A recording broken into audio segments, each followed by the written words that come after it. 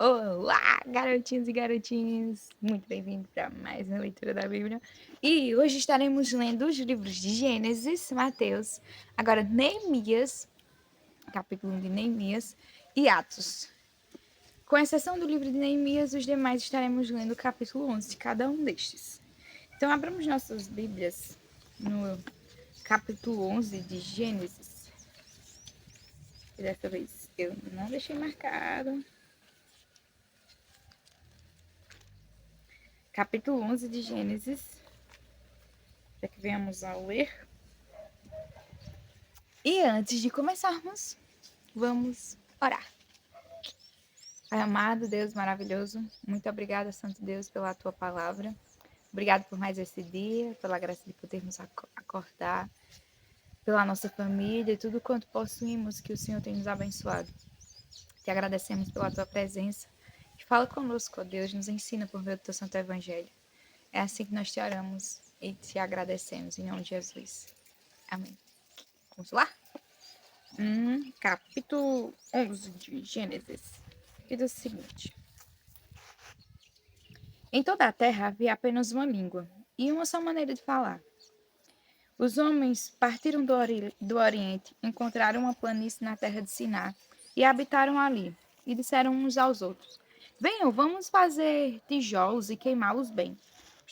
Os tijolos lhes servirão de pedra e o betume de argamassa. Disseram: Venham, vamos construir uma cidade e uma torre cujo topo chegará até os céus e tornemos célebre o nosso nome, para que não sejamos espalhados por toda a terra.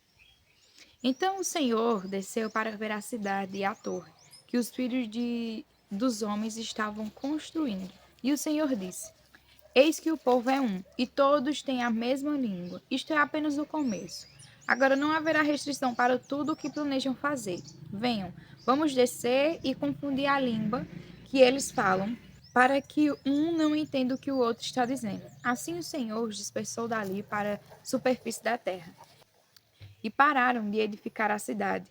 Por isso a cidade foi chamada de Babel, porque ali o Senhor confundiu a língua de toda a terra, e dali o Senhor os dispersou por toda a superfície dela. São estas as gerações de Sem. Ele tinha 100 anos de idade quando gerou Arfaxade.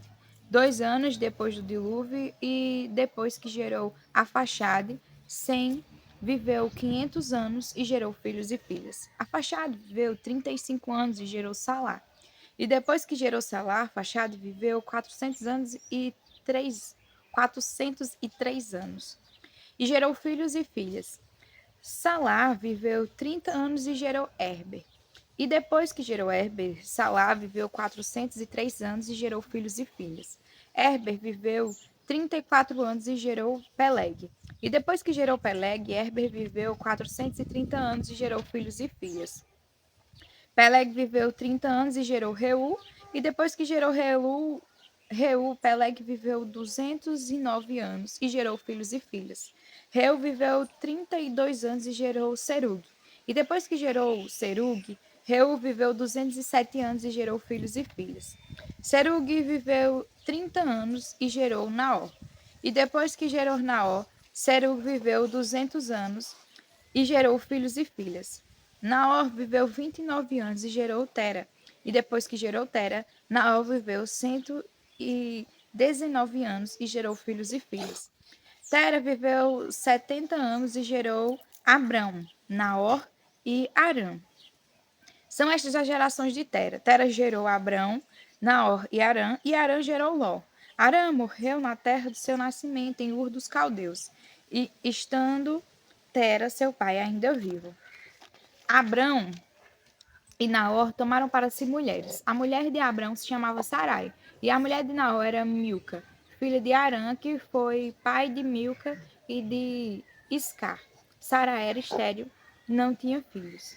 Tera tomou Abrão, seu filho, e Ló, filho de Arã, filho de seu filho, e Sarai, sua nora, mulher de seu filho Abrão, e saiu com eles de Ur dos Caldeus para ir à terra de Canaã.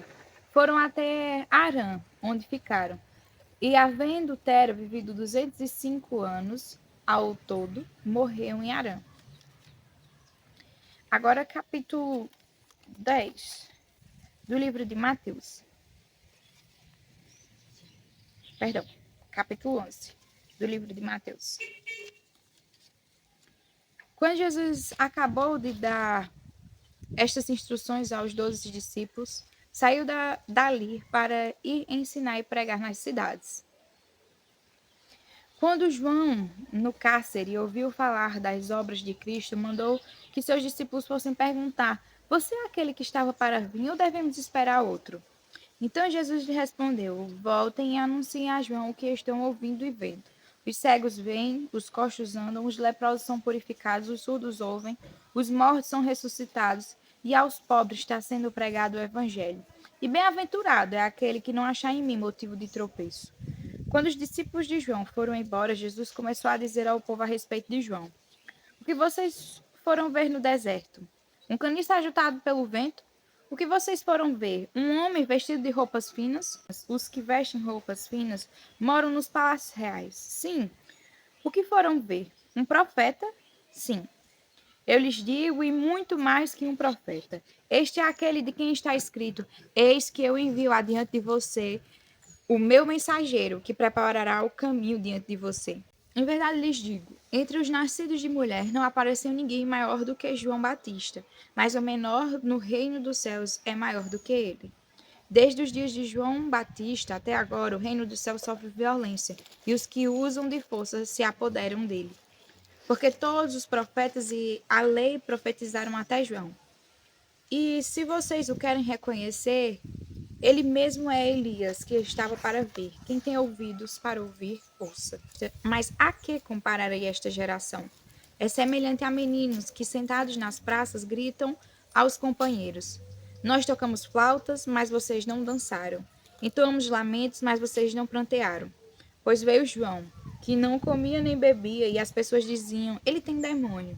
Veio o filho do homem comendo e bebendo, e as pessoas dizem: Eis aí um glutão e bebedor de vinho, amigo de publicanos e pecadores. Mas a sabedoria é justificada por suas obras. Então Jesus começou a repreender as cidades nas quais ele tinha feito muitos milagres, pelo fato de não terem se arrependido. Ai de você, Corazim! Ai de você, Betsaida! Porque se em Tiro e em Sidom se tivessem operado os milagres que foram feitos em vocês, há muito que eles teriam se arrependido com pano de saco e cinza. Mas eu digo a vocês que no dia do juízo haverá menos rigor para Tiro e Sidom do que para vocês. E você, Cafarnaum, pensa que será elevado até o céu? Será jogado no inferno. Porque se em Sodoma se tivesse operado os milagres que foram feitos em você, ela teria permanecido até o dia de hoje. Mas eu digo a vocês que no dia do juízo haverá menos rigor para a terra de Sodoma do que para você.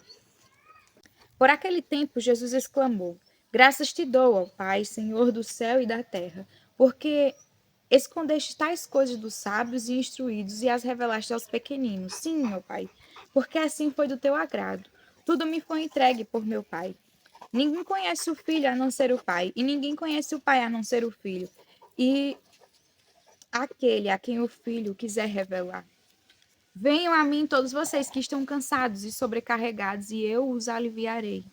Tomem sobre vocês o meu jugo e aprendam de mim, porque sou manso e humilde de coração.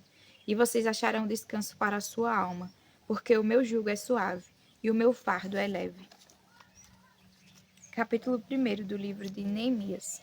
É o livro logo subsequente de Esdras, após Esdras. Que diz o seguinte: Palavras de Neemias, filho de Acalias, no mês de Quisleu. No 20º ano, quando eu estava na cidade de Suzã, veio Hananim, um dos meus irmãos, com alguns homens de Judá.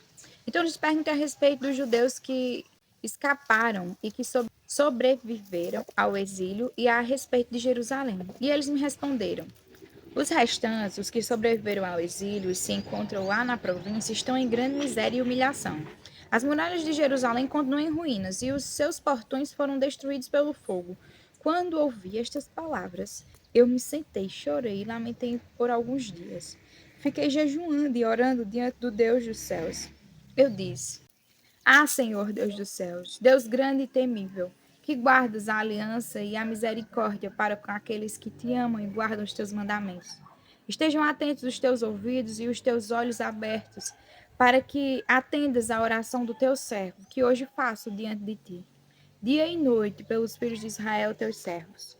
Faço confissão dos pecados dos filhos de Israel, os quais temos cometido contra ti. Eu e a casa de meu pai pecamos. Temos procedido de forma totalmente corrupta contra ti e não guardamos os mandamentos, nem os estatutos, nem os juízos que ordenaste a Moisés, teu servo. Lembra-te da palavra que ordenaste a Moisés, teu servo, dizendo: se vocês forem infiéis, eu os espalharei entre os povos. Mas se vocês se converterem a mim e guardarem os meus mandamentos e os cumprirem, então, ainda que os seus desterrados estejam nos lugares mais distantes da terra, de lá os ajuntarei e os trarei para o lugar que escolhi para fazer habitar o meu nome. Estes ainda são teus servos e o teu povo, que resgatastes com o teu grande poder e com a tua mão poderosa.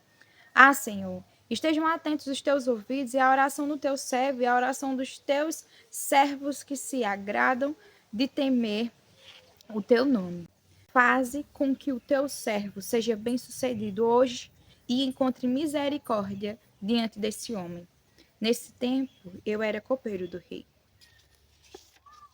Capítulo 11 do livro de Atos dos Apóstolos.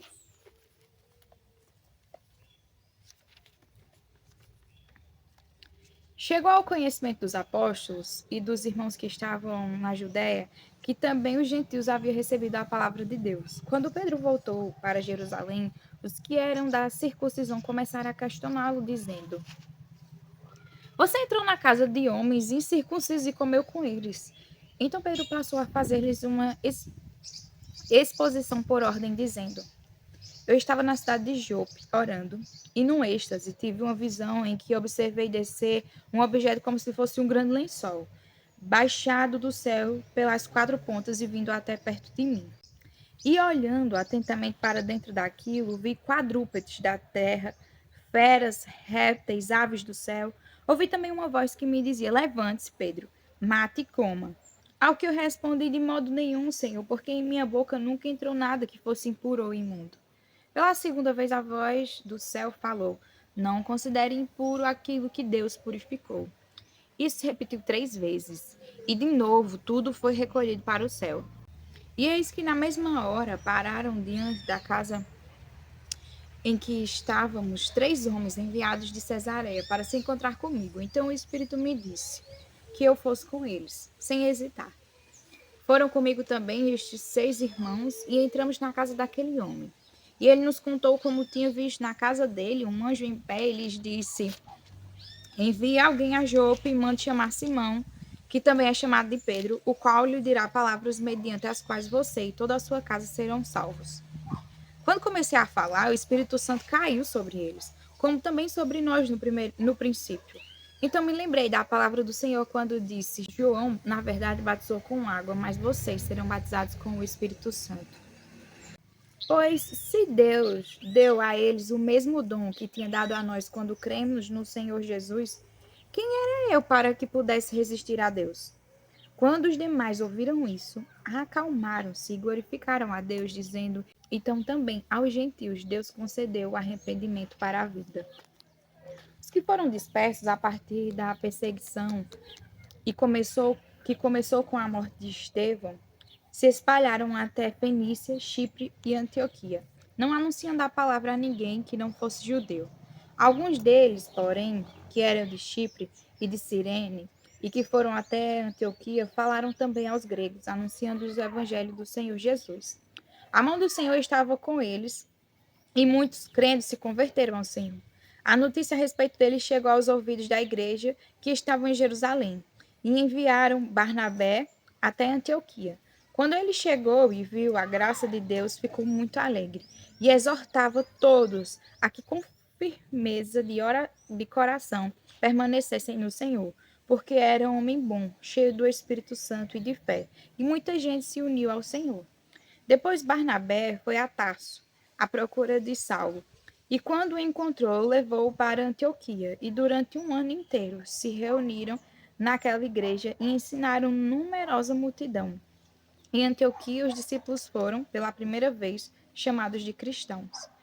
Naqueles dias, alguns profetas foram de Jerusalém para Antioquia, e apresentando-se um deles, chamado Ágabo, dava a entender pelo Espírito que haveria uma grande fome em todo o mundo. Essa fome veio nos dias do imperador Cláudio. Os discípulos, cada um conforme as suas posses, resolveram mandar uma ajuda aos irmãos que moravam na Judéia. E eles o fizeram, enviando essa ajuda aos presbíteros por meio de Barnabé e Saulo. Amém.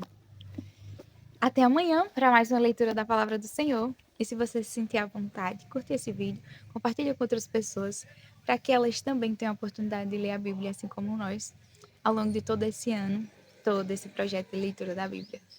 Então, fica com Deus. Até amanhã.